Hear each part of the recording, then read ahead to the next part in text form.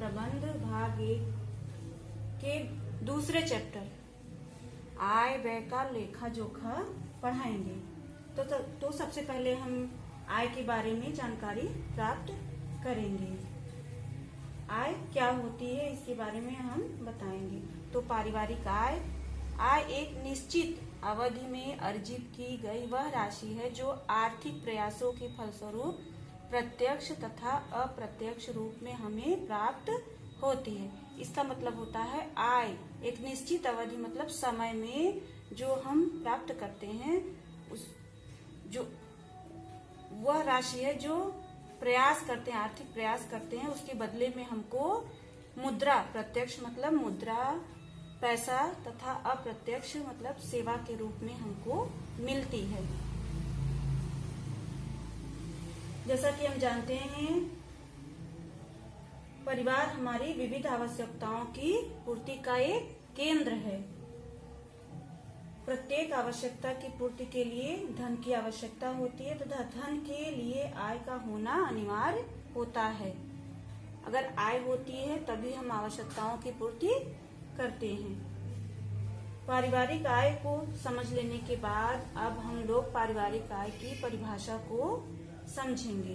तो पारिवारिक आय की परिभाषा प्रोफेसर ग्रास और कैंडल के अनुसार प्रोफेसर ग्रास और कैंडल ने पारिवारिक आय को इस प्रकार परिभाषित किया है। पारिवारिक आय मुद्रा, वस्तुओं, सेवाओं और संतोष का वह प्रवाह है जो परिवार को अधिकार स्वरूप उसकी आवश्यकताओं और इच्छाओं को पूर्ण करने एवं उत्तरदायित्वों के निर्वाह हेतु आता है। इसका मतलब जो पारिवारिक आय होता है वो मुद्रा, पैसा, वस्तु, सेवा और संतोष वो होता है जैसे किसी की हम सेवा, किसी का कुछ परिश्रम करते हैं, किसी का कार्य करते हैं, उसके बदले वो हमको हमारा कोई कार्य कर दे, उसको संतोष, उसमें हमको संतुष्टि मिलती है, वो संतोष होता है। जो परिवार को अधिकार, उस परिवार का वो अधिकार होता है वो संतोष पाने की, उसकी आवश्यकताओं और इच्छाओं, जो उसकी आवश्यकता और उसकी इच्छा है उसको पूर्ण करने और जो परिवार के प्रति उसका उत्तरदायित्व होता है उसके निर्वाह हेतु आता है वह आय होता है। इस परिभाषा को ध्यान में रखते हुए पारिवारिक आय का विस्तृत स्पष्टीकरण यह प्राप्त किया जा सकता है कि परिवार की आय में मुख्य रूप से परिवार के प्रधान सदस्य, जो उसका मुखिया होता है, द्वारा अर्जित किया जाने वाला धन सम्मिलित होता है। लेकिन उसके अतिरिक्त यदि घर का अन्य कोई व्यक्ति भी किन्हीं साधनों से धन अर्जित करता है तो वो भी आय का साधन होता है, वो भी आय में सम्मिलित किया जाता है। इसके अतिरिक्त परिवार की अपनी चल अचल संपत्ति के माध्यम से भी कुछ धन जैसे मकान, दुकान, जमा धन पर ब्याज आदि प्राप्त होता है, उसे भी परिवार की आय में जोड़ा जाता है। यहाँ पर यह स्पष्ट कर देना जरूरी होता है कि आय केवल धनराशि के रूप में ही नहीं बल्कि परिवार को प्राप्त होने वाली विशेष सुविधाएं भी होती हैं उसके अंतर्गत भी, जैसे कि परिवार को प्राप्त निशुल्क आवास जैसे कोई सरकारी कॉलोनी है, कोई सरकारी कर्मचारी उसको कॉलोनी मिलती है तो वो भी आय का स्रोत, उसको भी आय माना जाता है। निशुल्क शिक्षा, निशुल्क चिकित्सा आदि सुविधाएं भी आय का ही रूप मानी जाती हैं। अब आय के अर्थ और परिभाषा को समझ लेने के बाद हम लोग समझेंगे पारिवारिक आय कितने प्रकार की होती है। जैसा कि इसमें इस अर्थ और परिभाषा से स्पष्ट हो जाता है कि पारिवारिक आय प्रत्यक्ष और अप्रत्यक्ष दो होती हैं। तो पारिवारिक आय दो प्रकार की होती हैं, प्रत्यक्ष आय और अप्रत्यक्ष आय। प्रत्यक्ष आय वह होती है जैसे जो हमको प्रत्यक्ष रूप में मिलती है, मुद्रा के माध्यम से जो आय हमको प्राप्त होती है वो प्रत्यक्ष आय होती है। अप्रत्यक्ष आय जो सेवा हमको मिलती है, जैसे हमको जो निशुल्क शिक्षा वो हमारी अप्रत्यक्ष आय है, निशुल्क चिकित्सा वो हमारी अप्रत्यक्ष आय है और निशुल्क जो आवास होता है वो हमारी अप्रत्यक्ष आय होती है। अब है पारिवारिक आय के स्रोत।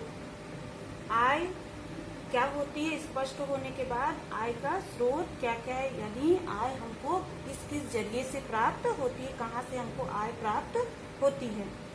तो आय हमको वेतन से मिलती है। वेतन मतलब जैसे कोई नौकरी पेशा है, उसको जो मासिक वेतन मिलता है, उसके पारिश्रमिक बदले जो मुद्रा मिलती है वो वेतन होता है। तो वेतन से हमारी आय प्राप्त होती है।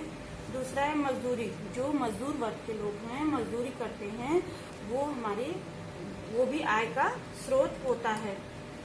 तीसरा पेंशन। पेंशन वो होता है जैसे कोई जो सरकारी कर्मचारी है, वो जिसका कार्यावधि समाप्त हो गई है और उसको पेंशन प्राप्त होता है, तो वो भी आय का स्रोत है। चौथा है व्यापार तथा व्यवसाय।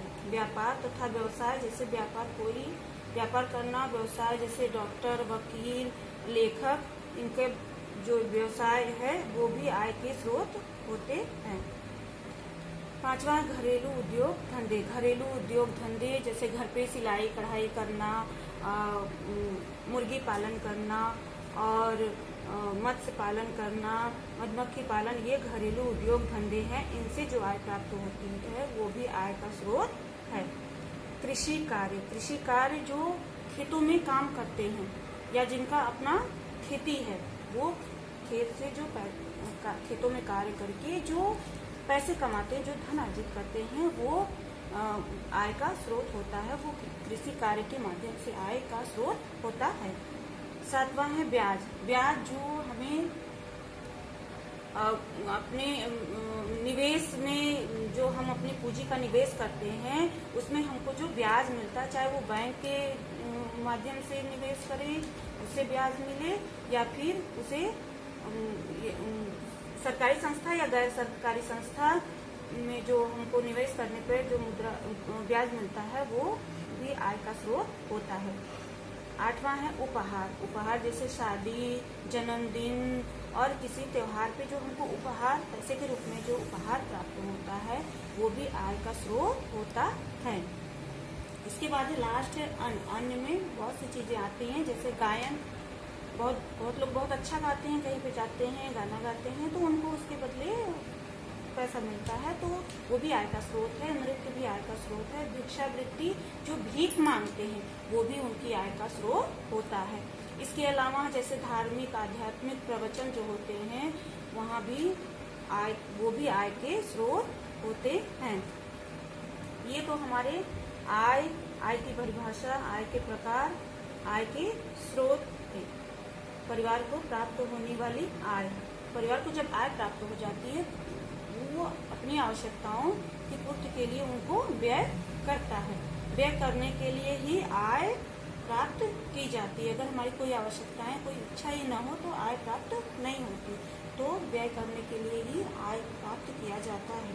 इसलिए अब हम पारिवारिक व्यय के बारे में जानेंगे कि पारिवारिक व्यय क्या होता है। तो पारिवारिक व्यय, जो पारिवारिक आय होता है, पारिवारिक आय का उद्देश्य ही पारिवारिक व्यय को संभव बनाना होता है। व्यक्ति एवं परिवार की विभिन्न आवश्यकताओं की पूर्ति के लिए जो धन व्यय करना पड़ता है, उसी को पारिवारिक व्यय कहा जाता है। इस प्रकार एक निश्चित जो पारिवारिक व्यय होता है, वो एक निश्चित अवधि में अर्जित आय के उस भाग या अंश को पारिवारिक व्यय कहा जाता है, जो परिवार की विभिन्न आवश्यकताओं की पूर्ति के लिए व्यय किया जाता है। इसका अर्थ यह है कि जो हम एक निश्चित अवधि में जो आय प्राप्त करते हैं, आय के उस भाग या अंश को पारिवारिक व्यय कहा जाता है, जो परिवार की विभिन्न जरूरतों की पूर्ति के लिए खर्च किया जाता है, वो व्यय कहा जाता है। व्यय के इसमें जो आवश्यकताएं होती हैं, वो अनिवार्य होती हैं, आरामदायक होती हैं और विलासिता की आवश्यकताएं होती हैं। आवश्यकताओं की तीव्रता के हिसाब से परिवार उन आवश्यकताओं पर खर्च यानी व्यय करता है। जैसे आवश्यक आवश्यकता होती है, जो आवश्यक यानी अनिवार्य आवश्यकता, सबसे पहले उसको वरीयता दी जाती है व्यय करने के लिए। इसके बाद आरामदायक, जब हमारी अनिवार्य आवश्यकताओं की पूर्ति हो जाती है, इसके बाद आरामदायक आवश्यकताओं की ओर ध्यान दिया जाता है। अनिवार्य में जैसे भोजन, वस्त्र, शिक्षा, ये हमारी अनिवार्य आवश्यकता है। भोजन जिसके बिना परिवार जीवित नहीं रह सकता, वो सबसे पहली आवश्यकता होती है। इसके बाद दूसरी आवश्यकता होती है आरामदायक, जिससे शरीर को आराम मिलता है। अगर वो आवश्यकता न पूरी की जाए तो बहुत बड़ी हानि नहीं होती। हाँ, अगर पूर्ति हो जाती है तो शरीर को आराम जरूर मिलता है। जैसे कहीं जाना है तो पैदल जाते हैं तो बहुत ज्यादा परेशानी का सामना करना पड़ता है। अगर उसको मतलब पब्लिक ट्रांसपोर्ट के जरिए जाते हैं या तो उसमें भी थोड़ी परेशानी, लेकिन अगर अपने खुद के वाहन से जाते हैं तो बहुत आराम मिलता है। तो दूसरी आवश्यकता जो आरामदायक आवश्यकता होती है वो अच्छे मकान और वाहन की होती है। तो दूसरी हमारी आवश्यकता आरामदायक आवश्यकता है। तीसरी हमारी आवश्यकता ऐसी जो विलासिता आवश्यकता होती है। विलासिता वो आवश्यकता जिसके पूर्ति होने न होने से हमारे स्वास्थ्य पर किसी प्रकार की कोई हानि नहीं होती है।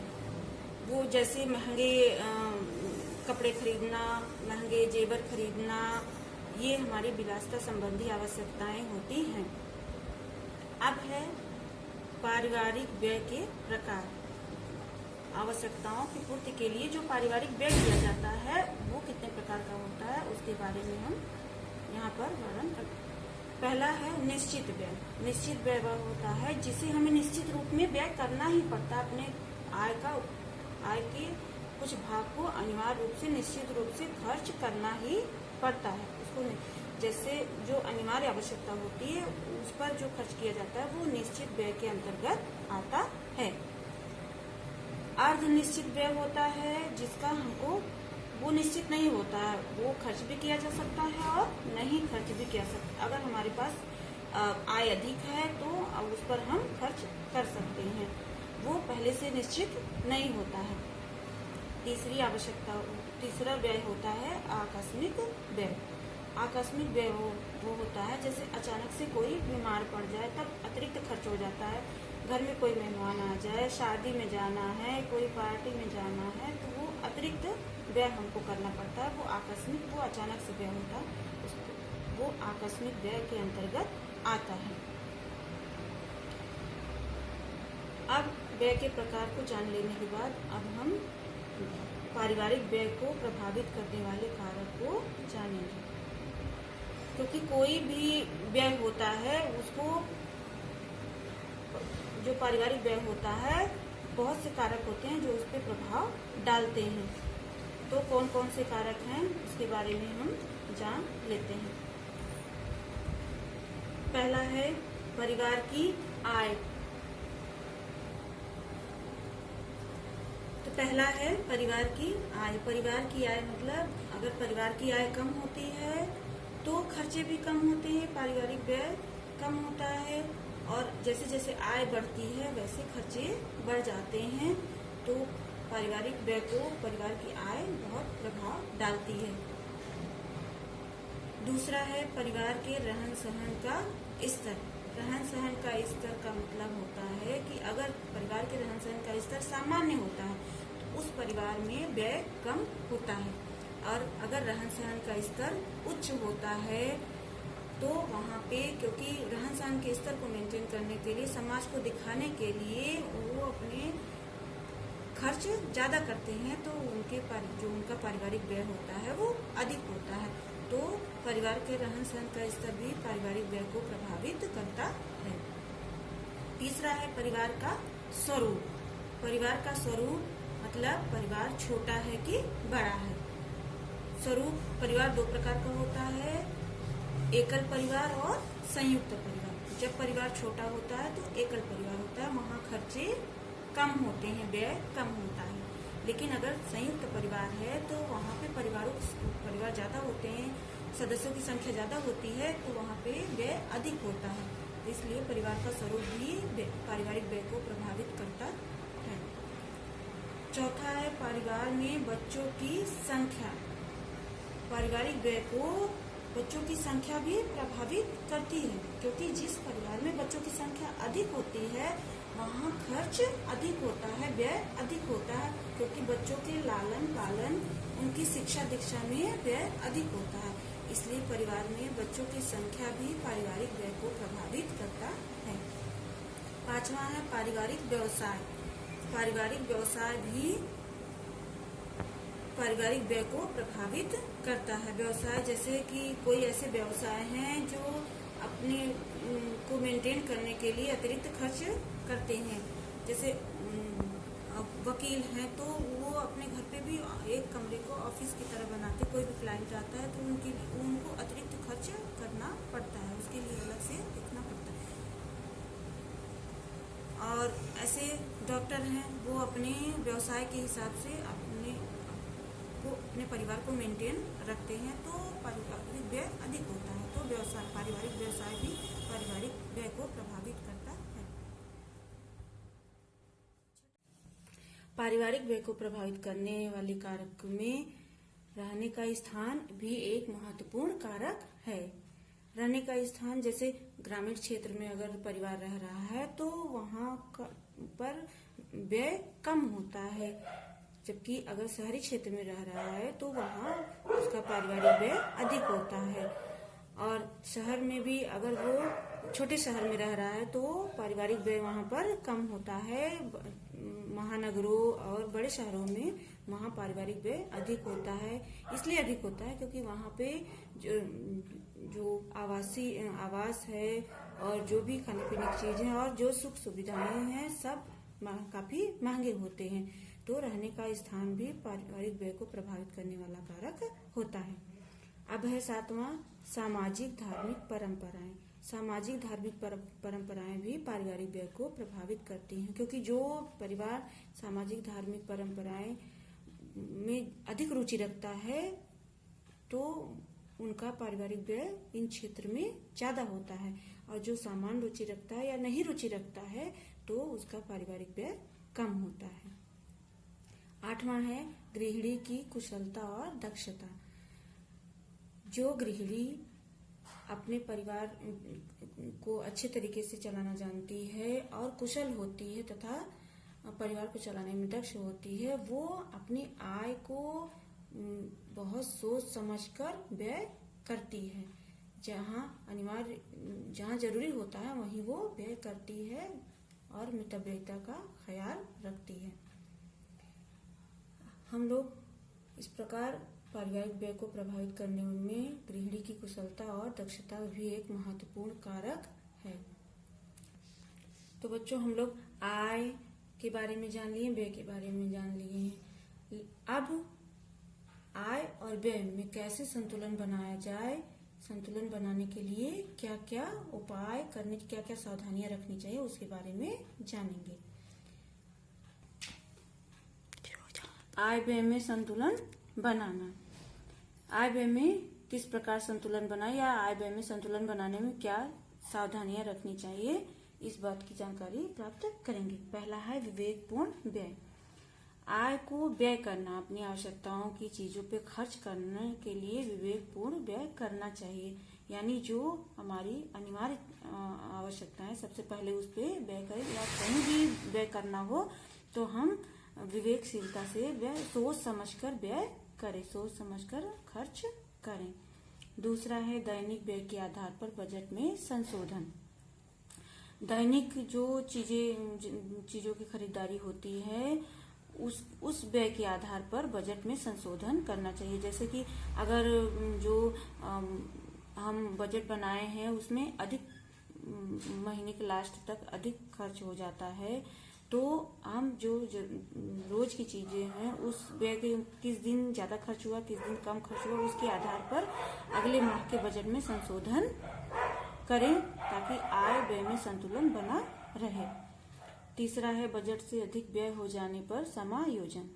बजट से अधिक व्यय हो जाना, ये स्थिति तब होती है जब हम बजट बनाए रहते हैं, कोई आकस्मिक व्यय हो जाता है, जैसे कोई परिवार में बीमार हो जाए, कहीं शादी में जाना हुआ, घर में कोई पार्टी या फिर कुछ मेहमान आ जाए तो अतिरिक्त व्यय होता है। उस समय जो हमारा बजट से अधिक व्यय हो जाता है तो अगले माह जब हम बजट बनाते हैं तो उन चीजों में कटौती करके या फिर जो अतिरिक्त व्यय हुआ है उसको कम करके उसको समायोजन कर सकते हैं, जिससे आय व्यय में संतुलन बना रहता है।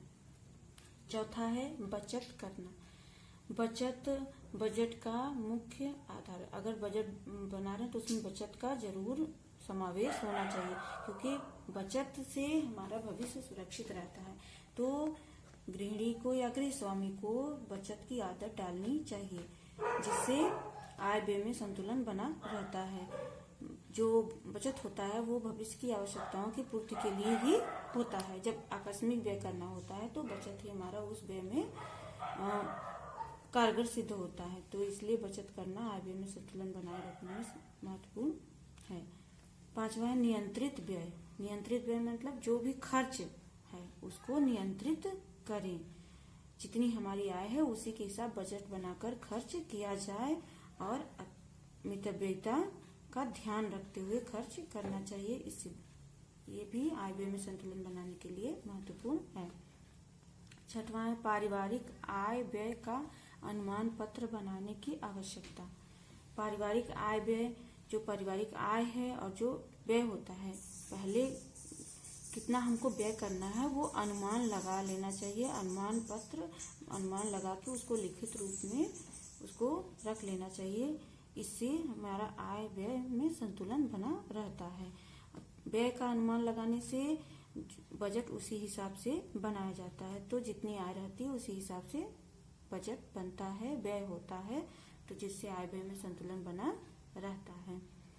तो इस प्रकार बच्चों हम लोग पारिवारिक आय क्या होती है और पारिवारिक आय के क्या प्रकार हैं, पारिवारिक आय के स्रोत क्या हैं, फिर उस आय को किस आवश्यकता पर किस प्रकार खर्च किया जाता है या व्यय किया जाता है, पारिवारिक व्यय के प्रकार कौन कौन से हैं और पारिवारिक व्यय को प्रभावित करने वाले कारक, इन सब की जानकारी आज प्राप्त कर चुके हैं। तो आज के लिए इतना ही। अगले क्लास में हम लोग इस आगे की जानकारी प्राप्त करेंगे।